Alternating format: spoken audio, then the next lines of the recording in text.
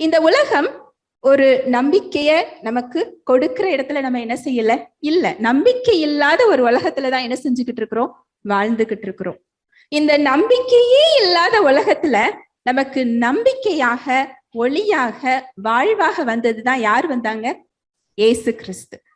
அப்போ முதல்ல நமக்கு நம்பிக்கை வரணும் அப்படின்னு சொன்னாலே நம்ம யாரை குறிச்சு கேட்கணும்? இயேசு கிறிஸ்துவ குறிச்சுதான் கேட்கணும்.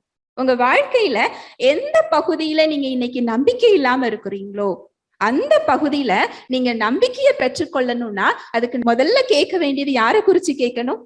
இயேசு கிறிஸ்துவ குறிச்சு கேட்கணும். ஏன்னா அவர்தான் திருடன் திருடவும் கொல்லவும் அழிக்கவும் வருகிறானே என்று வேறொன்றுக்கும் வரான், நானோ அவைகளுக்கு ஜீவன் உண்டாயிருக்கவும் அது பரிபூரணப்படவும் வந்தேன்னு சொல்றாரு. நமக்கு ஒரு பரிபூர்ணமான வாழ்வை கொடுக்கறதுக்கு அவர் என்ன செஞ்சாரா? வந்தாரா.